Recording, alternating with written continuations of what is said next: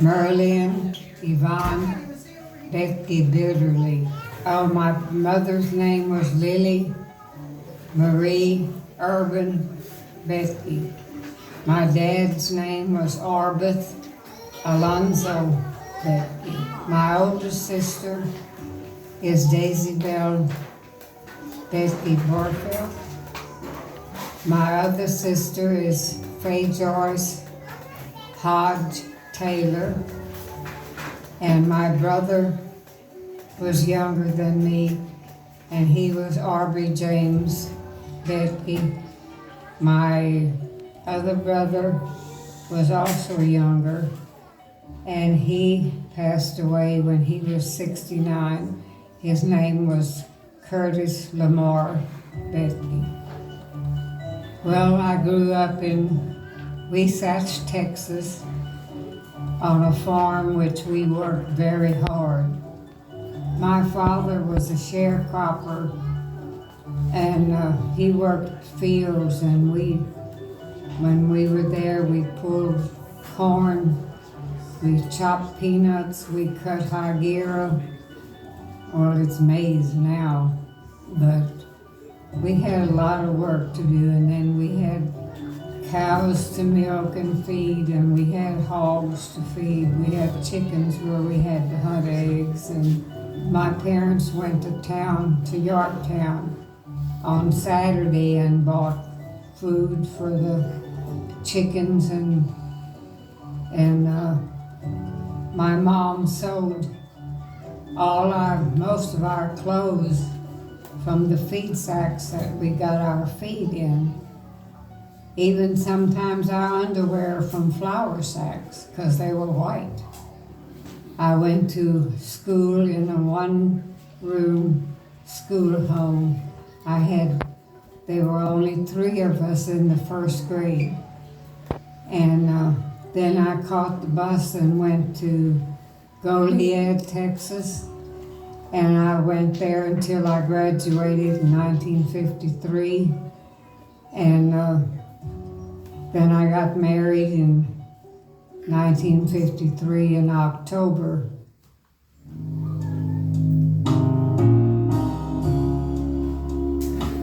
Well, my mom was a very hard worker. When we had grapes or anything else, figs, peaches, whatever, we always got together and all of us did it together. We canned them, we had fig preserves, we picked dewberries, and Mom made jelly out of that, and she loved cooking, like baking bread and cookies and cupcakes and whatever. So we'd always usually have something to eat after we got home from school, like I did. Well, he liked to sit on the front porch at night when we were all through with working in the fields and on the farm and everything. We washed dishes and everything, helped Mom clean up. We would sit on the front porch and he would play his harmonica, and we would do somersaults out in the yard and play.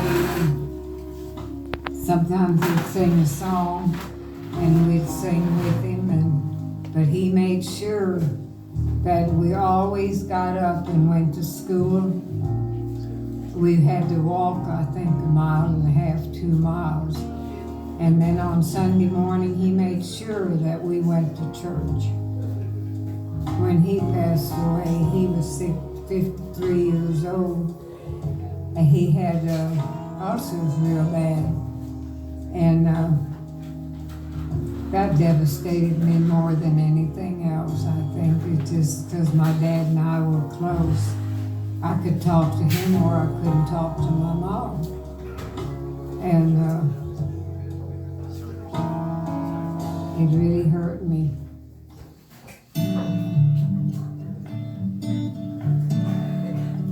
When I was 12 years old, I went to work for June and John Crawford in nursery, she was just had a baby and I was kind of helping around the house.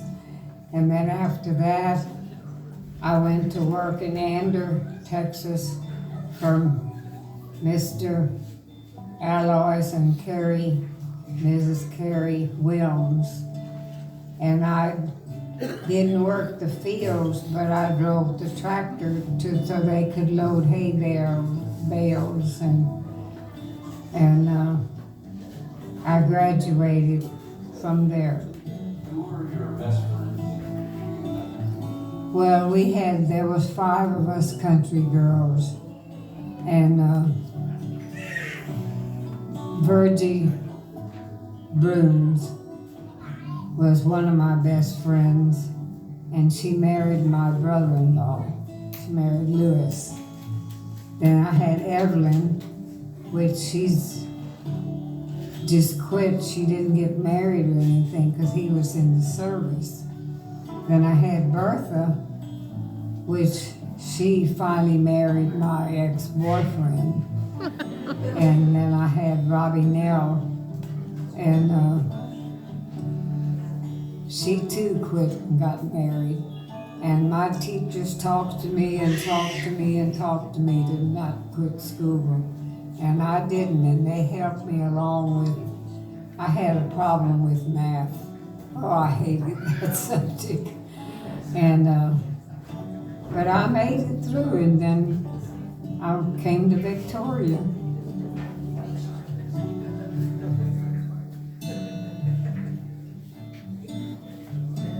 Well, we played volleyball, we played baseball. I was on both teams, but since I couldn't practice, I was, I guess, good enough that I was on the team. We went to Pettis to the district meets, and we played other teams, and we always wanted baseball.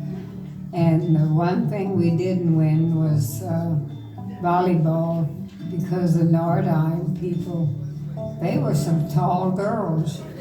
A lot of our girls were city girls, and they couldn't hit a ball very hard.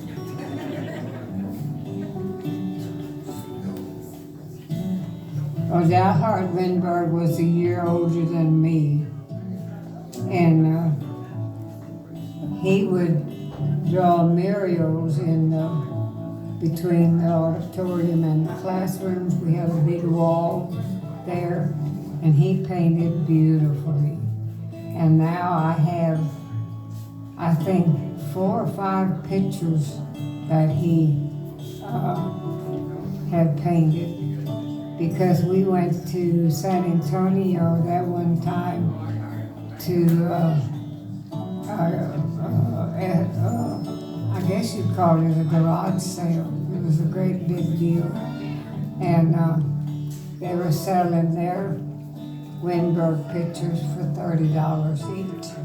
So we bought 2 of them, and I think I had some before. So we had, I think we have 5 altogether.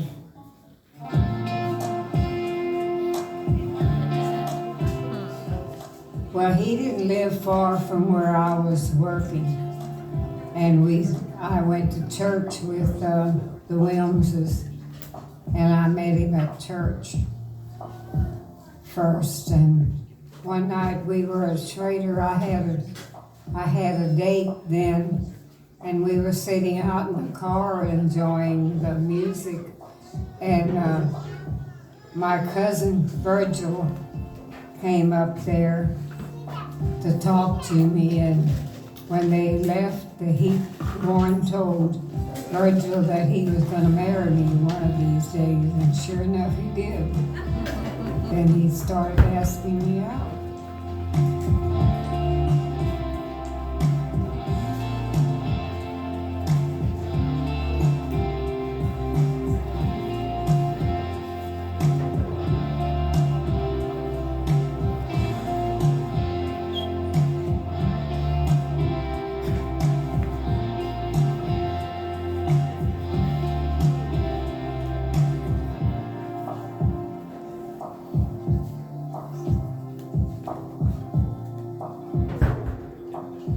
we were at a drive-in movie, and I was gonna go in the glove compartment, and he told me no. And I didn't think nothing of it. And then he brought out the ring, and he proposed at the drive-in theater.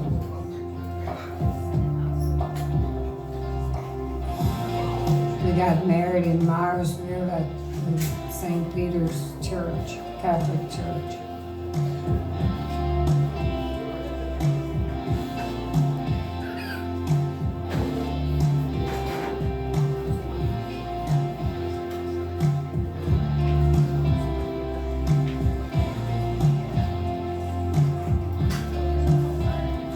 We had to go through a creek kind of like Fox Crossing there to go to their house.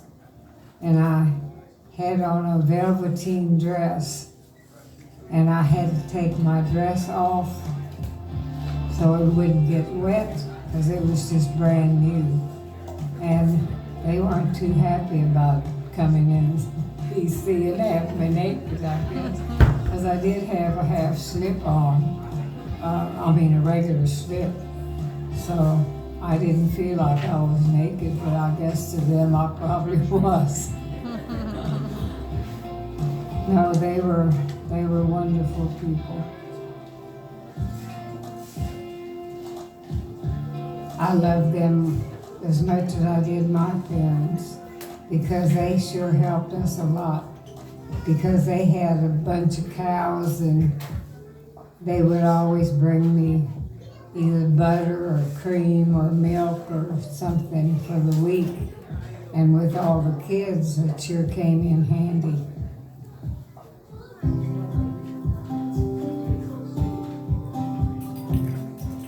Well, we started out on East Street. Well, actually, we started out on a little house on the old Goliad Road.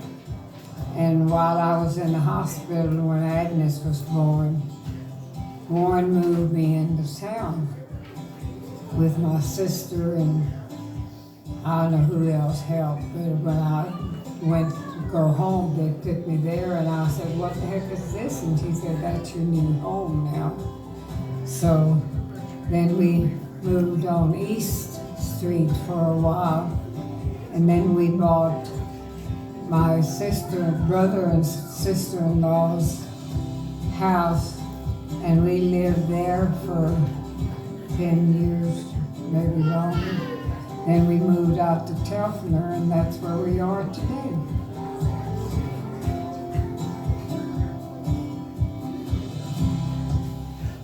Well, every time he thought he did something wrong, he would always buy either air conditioner and a couch or something to try and ease over everything. So I tell you what, I had stomach surgery at that time too, and I had a third of my stomach removed, and he bought me an air conditioner to put in my room because he wasn't there most of the time when I had the surgery done.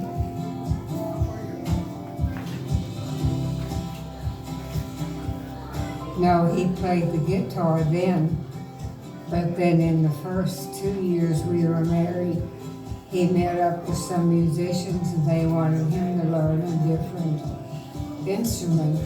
So he took up his brother's fiddle, and he started playing that. He was one of the best fiddle players in Victoria.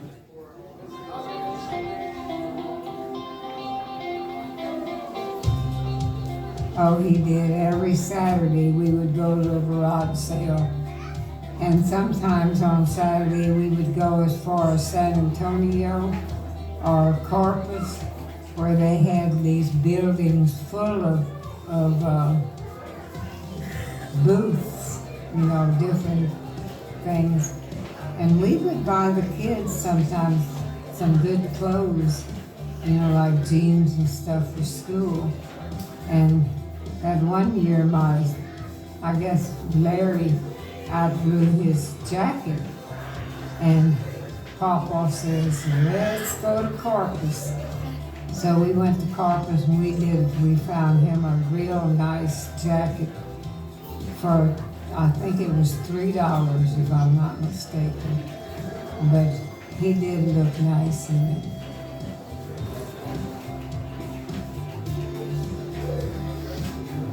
Yeah, really, in the back of a van.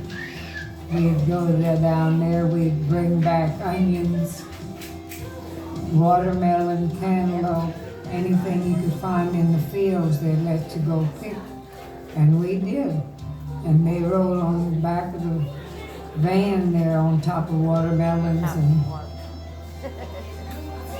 I think they had a good time.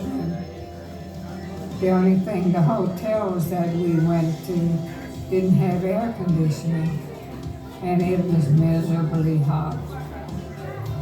But we left early because we figured that with the van having air conditioning, at least we'd be cooler till we got home.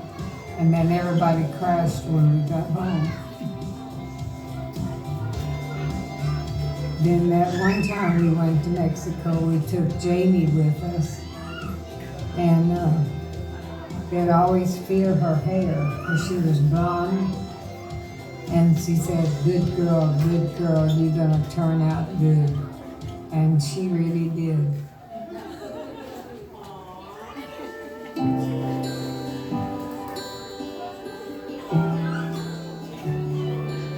We had 8 children all together.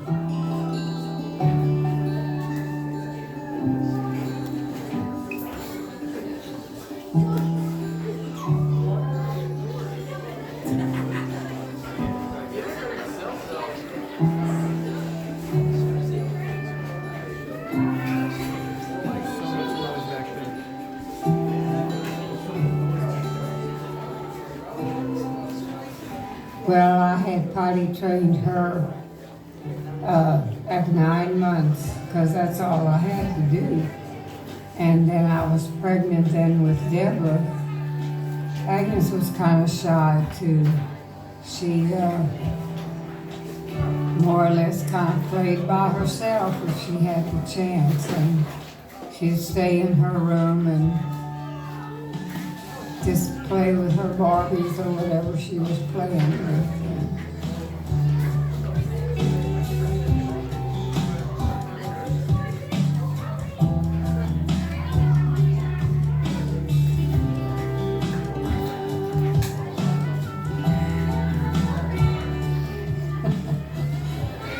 Well, I can't really say. I mean, she was more of a troublemaker because of this one girl that she ran around with. And, but I can't say too much that she was bad or anything. But we didn't get as long as well as what I had hoped, like I did with my other kids, because she was kind of defiant.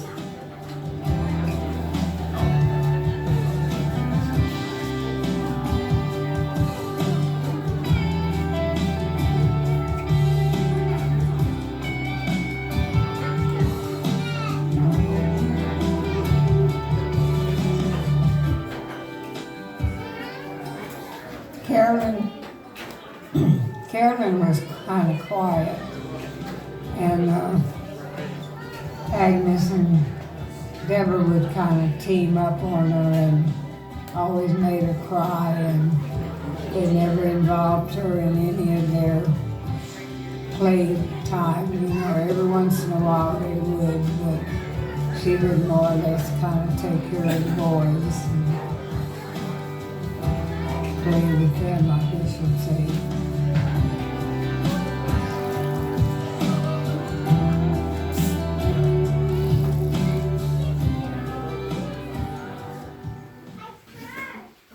I did lose one son to cancer.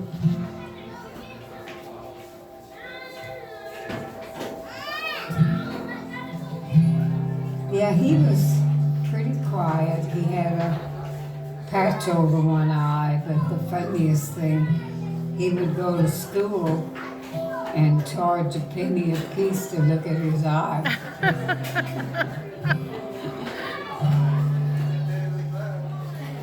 They just played with him like he was a king or something, because I told him that he may not live very long. And well, we got him for Christmas a little toy tractor and a bicycle and a tricycle, and they all played together. They took turns riding their things, and even when it snowed that one year, they were out there in their little automobiles, as they called them.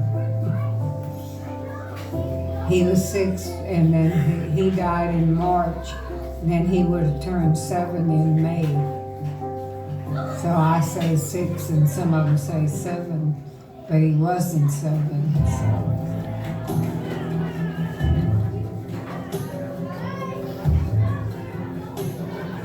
Well, as you know, we were Catholic, and we would go to confession, and Carolyn, I think it was Carolyn, it might not have been, was telling the priest that all my mom was doing was crying. So he came out to the house and talked to us for a while, and it really did help.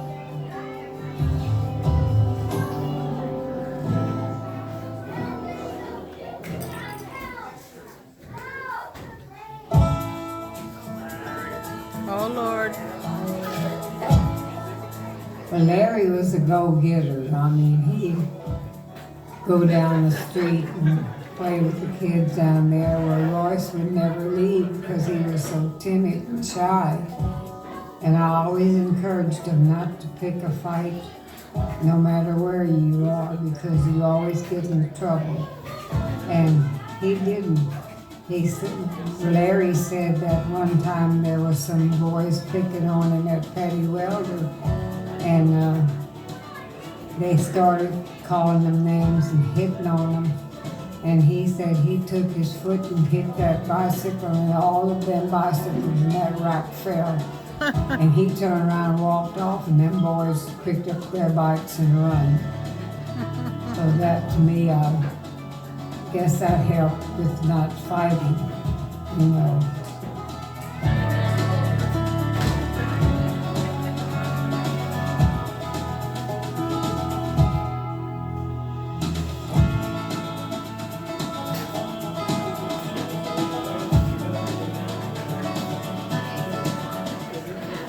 Royce was kind of shy. He, I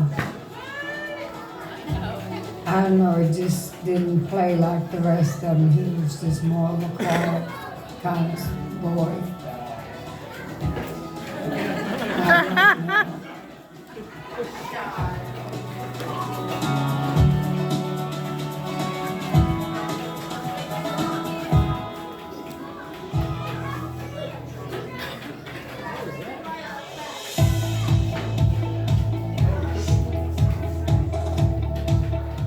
Oh, he was good.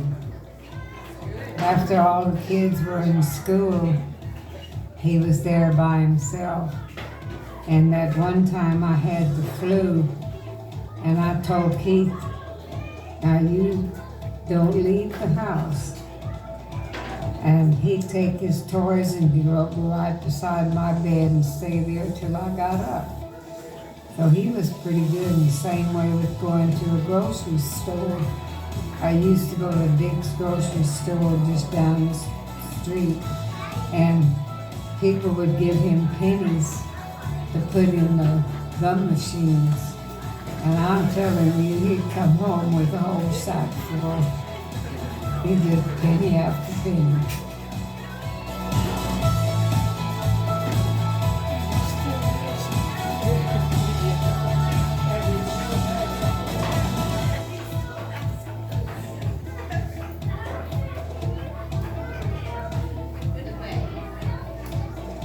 Jamie was a good girl. I mean, with we had that bar at that time, and everybody was picking up, carrying her around, and she enjoyed that too. So she was good. She never caused me no problem.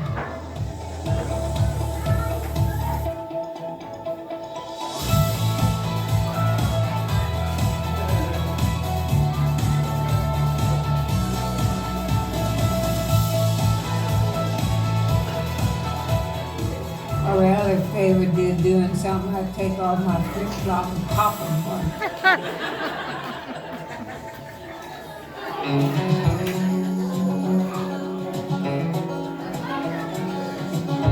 Yeah, we had a grocery store a little further down, about a half a block from the house. And my kids went down there, I don't remember which ones exactly, but they went down there to buy something that I needed. And it was called Urban's Food Store. And I don't know, there was one or two of the kids pinched a candy bar that they didn't pay for. So I made them go back and pay for it, and it sure didn't help them none either. It sure made them mad. I said, well, next time you won't do it.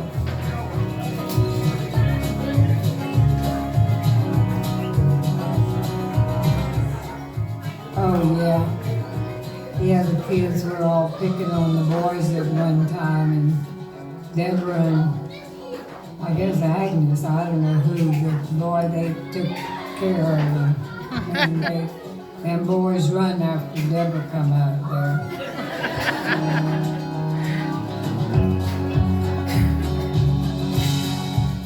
Oh, the mud pies, they would try and feed them to the neighbor kids, and they ate some themselves. We had a big backyard, so we had plenty of room for whatever they wanted to play, really. So, no, but they were pretty good kids. I can't complain.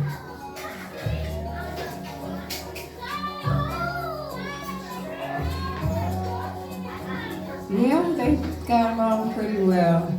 When we lived on Avenue C in Victoria, we had all the neighbor kids at our house, because they always knew that I had cookies and Kool-Aid or cake and Kool-Aid or something.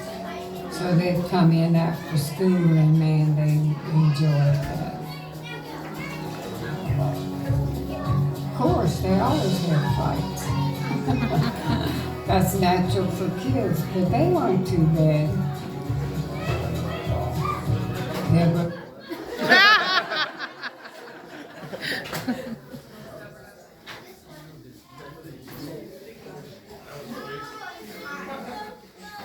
More. No.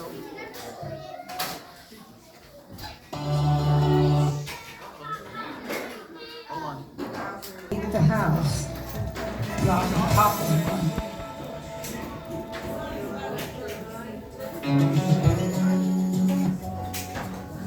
Yeah, they got along pretty well. When we lived on Avenue C in Victoria, we had all the neighbor kids at our house.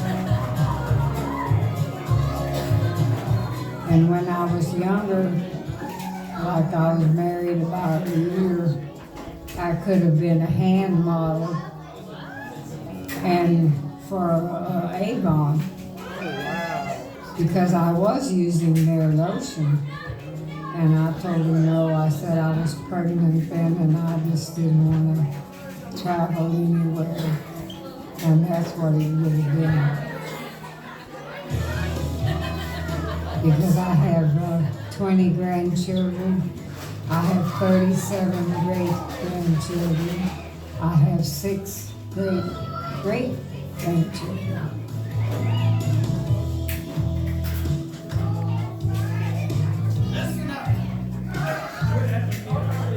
Well, I would tell them to keep God in their life first. Try and take the kids to church every Sunday. Don't try and fight unless it's for your family. but just about all I could tell her.